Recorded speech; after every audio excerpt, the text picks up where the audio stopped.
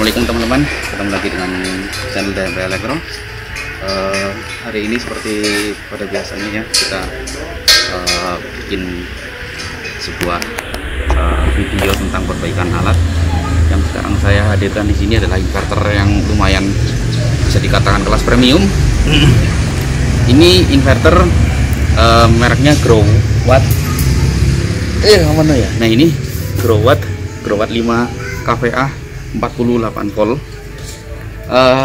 Saya dipercaya dari temen, kebetulan rekan saya juga, dia rekan dekat. Nah ini katanya rusak, tapi saya belum tahu rusaknya apa. Kayaknya kita langsung aja coba cek. Mari, let's go.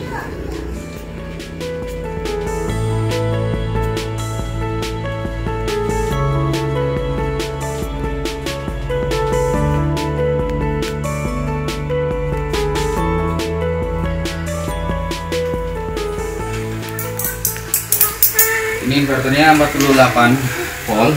Ini overload, jadi output ini masuknya ke beban rumah. Kemudian beban rumah diumpan ke inverter juga. Kemudian di rekan saya ini punya 2 inverter. Dan inverter itu kondisinya sedang ngecas baterai, sekaligus memberi asupan kepada beban-beban lain di rumah. Yang artinya biasanya dia sebenarnya itu harusnya dari PLN, katanya sih salah gitu, harusnya tuh untuk ngecas tuh ngambilnya dari PLN, ngecas baterai, tapi di sini dia ngambilnya dari inverter. Nah ini dia dalamannya Growatt 5000 watt ya. Kemudian mungkin ada tulisan apa gitu, kita cek. Waduh, apa sih, kotor. Nah ini dia Growatt SPF 5000. Solar charge modenya di maksimal PV input 145 volt, maksimal PV current di 30 ampere. Berarti ini kecil ya, nggak nyampe 500 volt. Ini mantep. Baterai tipenya 48 volt ya, jadi ini sistemnya 48. Dan kayaknya ini juga bisa terkonek ke jaringan. Ini untuk rangkaian networknya. Langsung aja coba kita tes seperti apa, apakah mau hidup. Awas dede. PV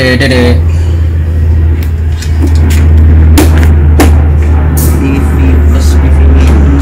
Awas dede, jangan di situ dede.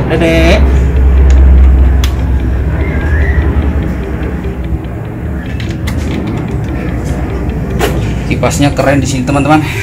Total kipasnya sih di sini ada 3. Kalau kita perhatikan, ini kipas 1, 2, 3 ya. Tapi yang anehnya ya, bukan aneh ya, mungkin saya nggak terbiasa aja ngeliat kipas posisinya masuk ya. Jadi ini arahnya ke dalam, yang seharusnya keluar. Kalau ke dalam biasanya kan lebih cepat kotor. Oke, let's go, kita tes. Saya nyalakan. Wih, masih kesedot. Kesetrum ya. Oh, takut dia, kesetrum dia. Dadah, kesetrum dia. Ayo, coba saya hidupkan. Di sini saklarnya hidup dia. Dia nggak langsung apa namanya, nggak langsung hidup. Cetak gitu ya. Jadi dia membaca dulu. Smart sekali ini. Standby. Set inputnya 0. PL, tegangan input 47.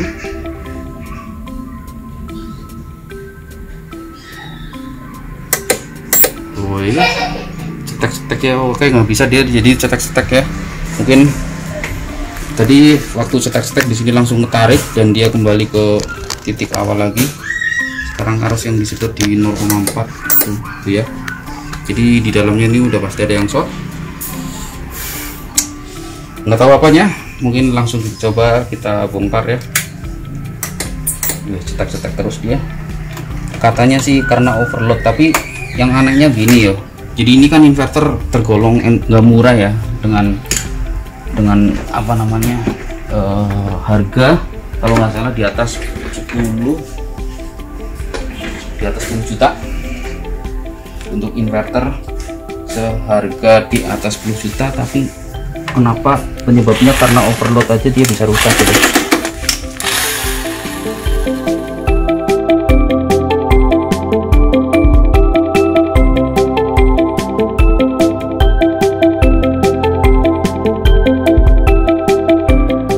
Ini penyebabnya kenapa hitam. Waduh, oke,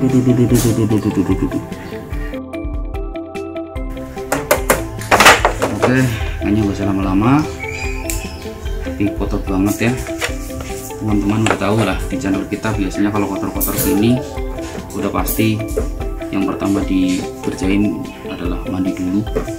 Jadi mumpung panas juga kita mandikan aja inverter ini ya.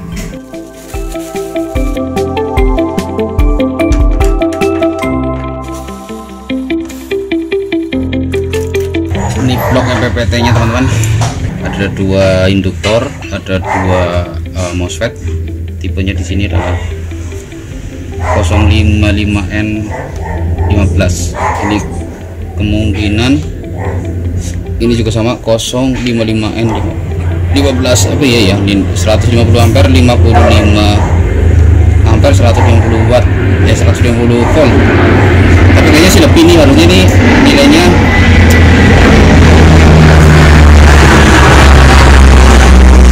di atas 100 ampere harusnya. Tapi dari kondisi ini kita menemukan juga ada satu komponen kerusakan. Di sini teman-teman bisa lihat ini kebakar. SSC-nya rusak. Aduh, jalurnya rusak lagi nih.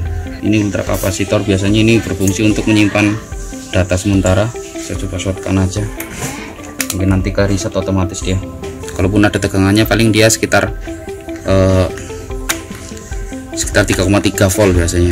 Bagian bawah nggak ada yang rusak ya. Untuk bagian bawah aman. Ini kayaknya ada bekas solderan servisan, tapi ini ada kayaknya tuh. Ini ada timah nempel. Katanya sih baru, tapi kenapa ada timah nempel tuh? Ini teman-teman tuh. Tadi timah ini dia nempel kuat di titik ini ya, timah ini. Nah ini. Oke, berarti ini 01 PR ya. Sama ini ultra kapasitor udah dikosongin karena nanti kita cuci. Selanjutnya kita bongkar blok lain.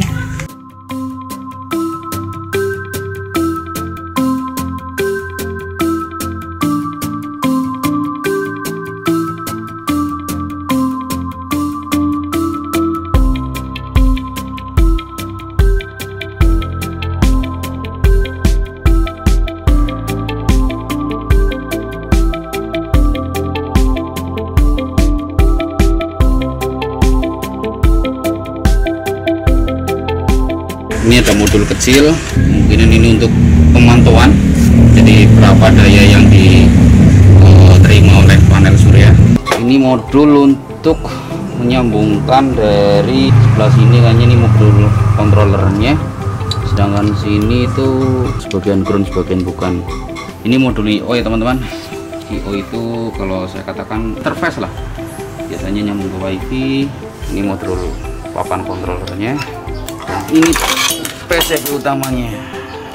Lihat bagian bawah ada apa yang kebakar teman-teman. Yang kebakar sih sepertinya tidak ada ya, mudah-mudahan sih cuman ini aja yang rusak. Oke teman-teman, saatnya kita oprek, cuci mandi.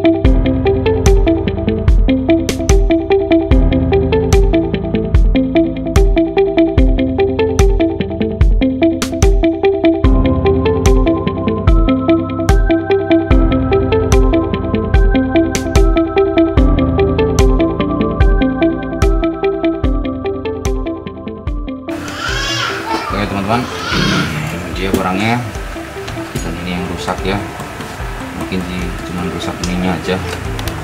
Nah ini MOSFET-nya yang terpasang untuk inverter ini ada 2 blok ya, terdiri dari 2 blok bagian. Sebelah ini ada 1, 2, 3, 4, ini 40 ampere 650 volt, sedangkan ini 1, 2, 3, 4 ini 80 ampere 650 volt. Ini dengan kode yang ini adalah jarak sini ini 40 berapa itu GWT 40N65, sedangkan box sebelah sini nih, nah ini mulai dari sini ini GWT 80H65 80 ampere 650 volt.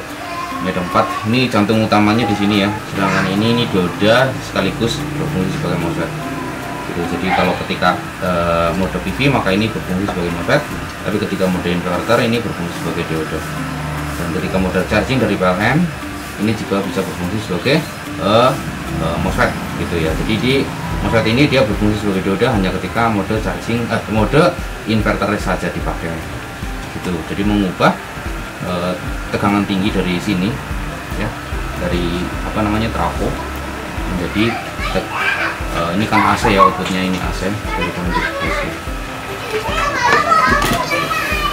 Oke, karena pada sejatinya prinsip kerjanya ini agak sedikit berbeda dengan inverter yang high frekuensi pada umumnya, dimana kalau kita jelaskan secara detail di sini terbagi ke dalam 4 buah klub MOSFET.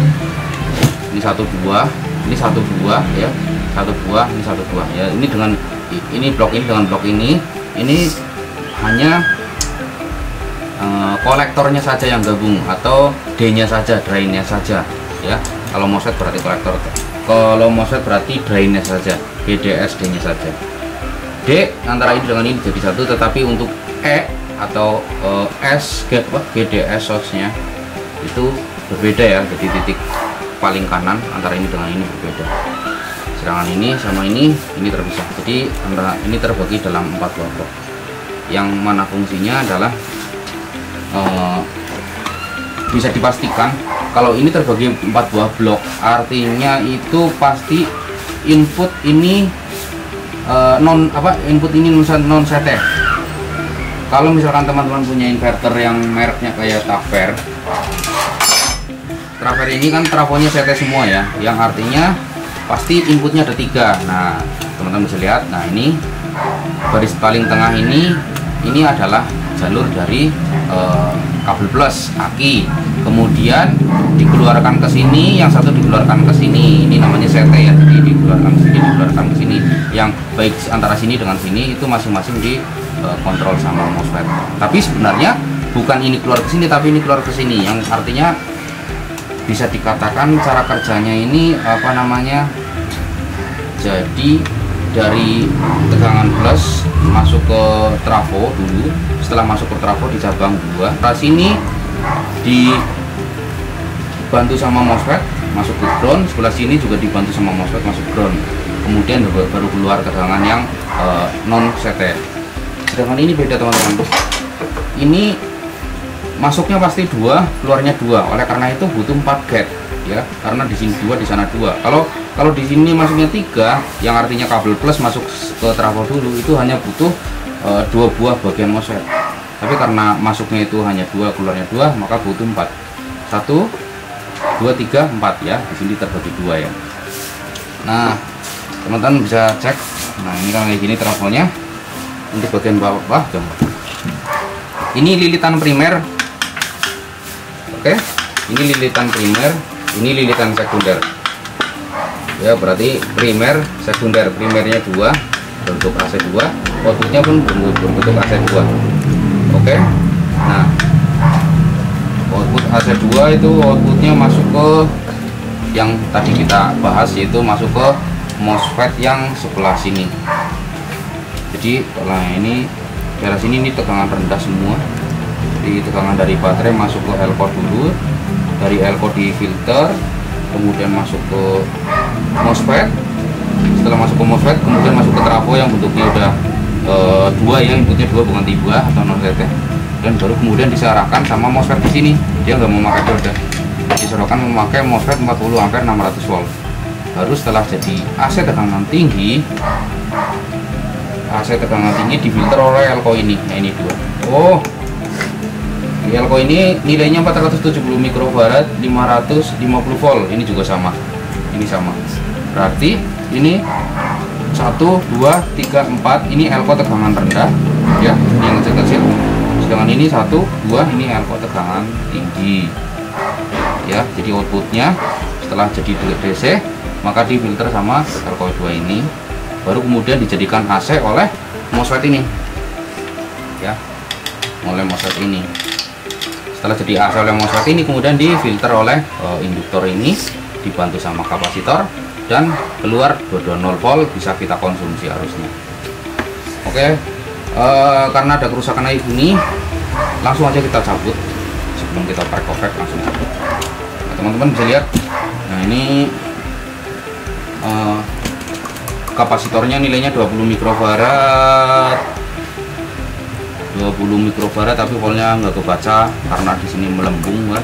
20 mikrofarad ininya melembung. Nah, dan ini kakinya ada 4 ya, 1, 2, 3, 4. Kita langsung coba ambil aja.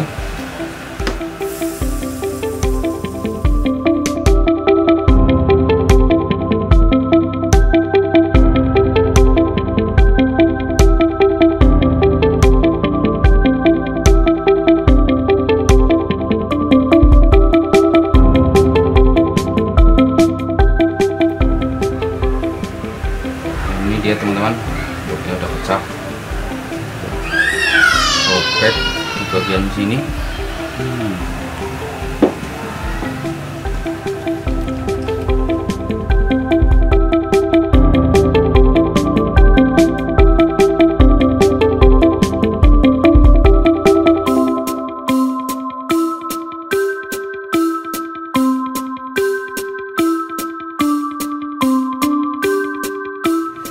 Oke teman-teman, biasanya kapasitor ini rusak karena bukan outputnya itu bukan overload ya, tapi random.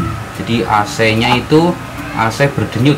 Jadi ada beban yang sekiranya tuh mungkin kayak charger aki yang model loom switching bisa jadi, atau mungkin kayak apa ya. Jadi biasanya bebannya kayak gitu. Jadi minta 500 turun lagi 300, 500, 300, 500, 300, tapi cepat gitu. Akhirnya biasanya ngalah ininya sama MOSFET biasanya ya. Ini kita solder dulu kapasitornya. Jadi kita kencengin kapasitornya karena kondisinya ini kan setelah dicuci ya. Jadi harus dipastikan bahwa kapasitornya tidak ada air di dalamnya ya.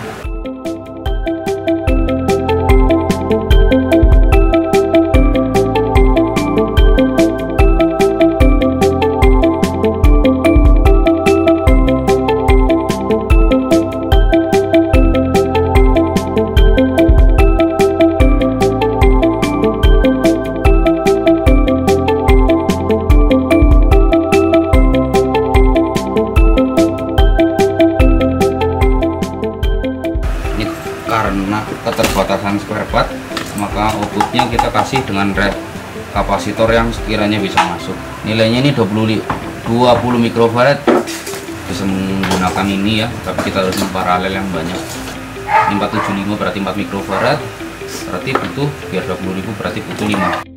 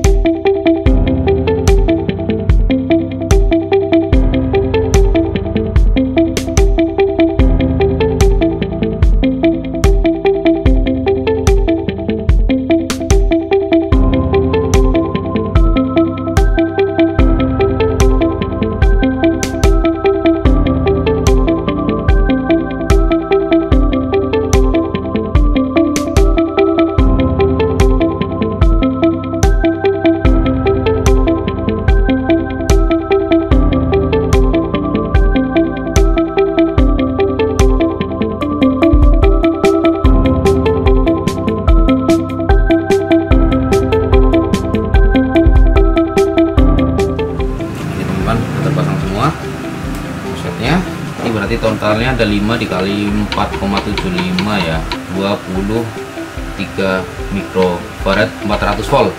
Sedangkan yang bawahnya itu 20 mikrofarad. Ini kalau nggak salah ini kisaran sekitar 200 apa 350 volt. Kalau nggak salah 250 apa 350 gitu. Contoh kayak yang temennya ini 350 ya, kisaran segitulah. Sedangkan yang kita ganti ini kapasitasnya adalah 400 volt ya, 400 volt. Cuman ya ini ya, jadi bungkusnya memang beda. Kalau ini, tapi nanti saya penasaran juga, nanti akan saya coba geprek dalamannya seperti apa ya. Ya teman-teman yang jebol, kita coba lihat dalamannya. Bisa ya.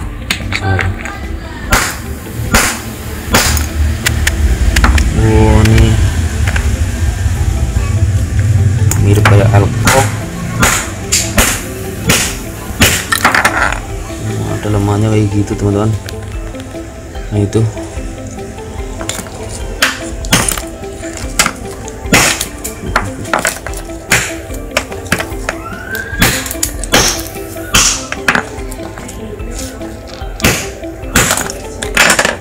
acur ya, acur. Wah ini kebakar tuh.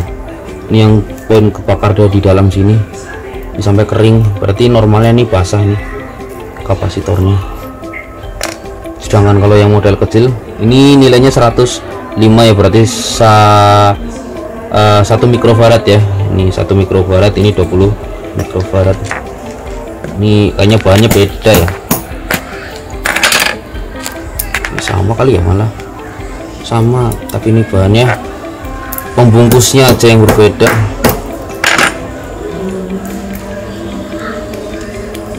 Kalau isi dalamannya nggak beda jauh.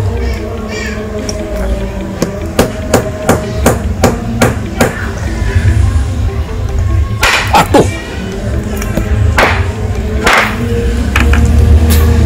ini dibungkus plastik. Dan ini memang dia masih kondisinya masih normal, jadi masih agak basah-basah gimana gitu. Sedangkan ini udah rusak, udah kering. Selanjutnya kita ngoprek di sini di bagian MPPT-nya ya. Ini SCC Solar Charge Controller, tipenya MPPT. Tahunya tipenya MPPT karena ini dia memakai induktor untuk menurunkan tegangan dari PV atau menaikkannya. Nah ini kemarin ada yang kebakar satu, jadi sementara untuk inverter ini kita skip dulu, kita lanjut ke MPPT-nya. Teman-teman, di sini ada resistor, nilainya itu 1 kali 5 watt ya, di dekat dengan MPPT. Jadi mau nggak mau kita harus cabut ini dulu untuk menganalisa lebih jauh kerusakan di samping resistor ini ya.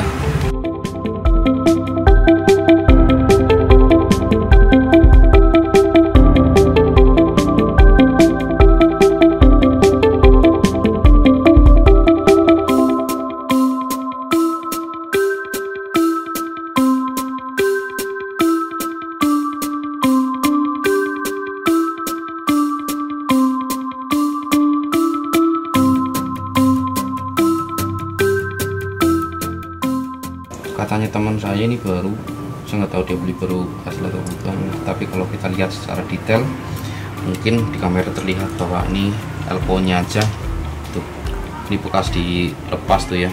Ini baru mota solder, ini PCB nya mengelupas, ini sama juga, artinya elko ini ya keduanya ini udah pernah dicabut. Nah kalau yang ori kan seperti ini nih ya, masih padat ya, jadi dia masih ada jalur di PCB nya. Kalau ini jalurnya udah ngelupas, yang artinya ini udah pernah diservis, ini sudah pernah diservis ya blok ininya, yang artinya ini bukan inverter bener-bener baru. Saya nanti saya coba tanyakan lagi ke teman saya apakah dia memang, katanya sih beli baru, cuman kok kalau dulu nggak mungkin seperti ini gitu. Ini udah pernah diservis, dicongkel-congkel, berarti udah pernah ada kendala di bagian MPPT nya.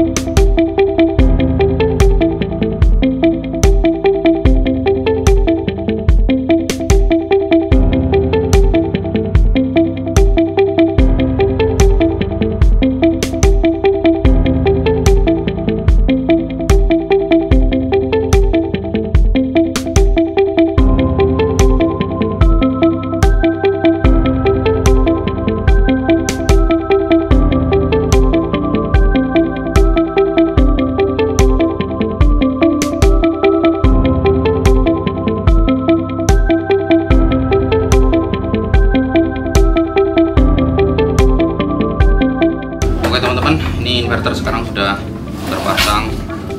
Ini ada beberapa yang belum terpasang dengan kencang ya, karena ini apa? Ini kayak contoh, ini kabel belum dipasang. Ini kabel ke PV input sih, nanti gampang. Ini sekarang kita tes pengujian untuk sekedar hidup dulu. Agak beribet. Ini colokan untuk panel display kita pasang di sini.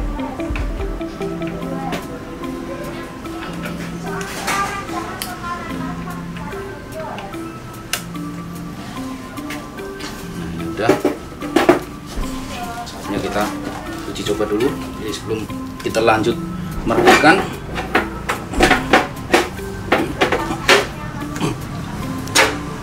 aduh,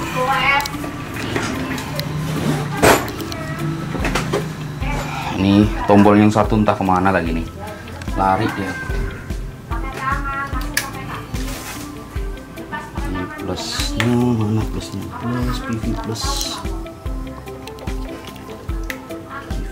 Apa, baterai plus, baterai min.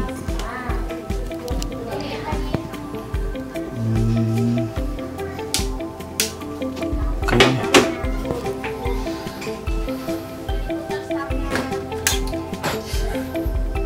ini kita coba tegangan, saya setting di 50 volt.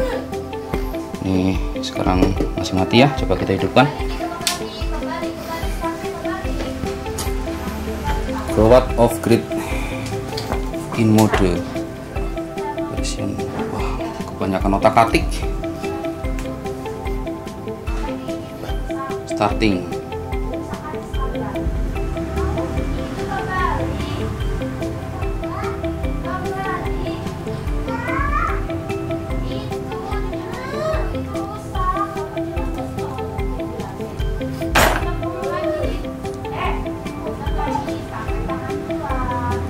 Masih standby ya. Oke, normal, hidup ya. Inverter hidup. Kita tes bagian tegangan outputnya, apakah dia mengeluarkan tegangan. Ini saya setting di volt AC ya. Outputnya itu di mana ya? Output LN berarti di sini ya, 231 volt AC ya. Kalau saya lepas tuh kembali, saya coba ini langsung pasang kembali 203 volt AC. Mantap. Oke, di sini tertulis normal ya, jadi seperti ini. Tadinya error apa gitu ya, sekarang normal. Untuk standby teman-teman bisa cek di sini 60 watt ya, 60 watt ya, standby-nya saja 60 watt. Itu kepada tegangan 50 ya, tapi kalau pas tegangan 48 biasanya dia lebih kurang. Di contoh 48,35, harus standby-nya di 56 watt ya. Harus standby-nya dia agak lebih tinggi ya. Oke, normal guys, normal 50 Hz, AC output 50 Hz.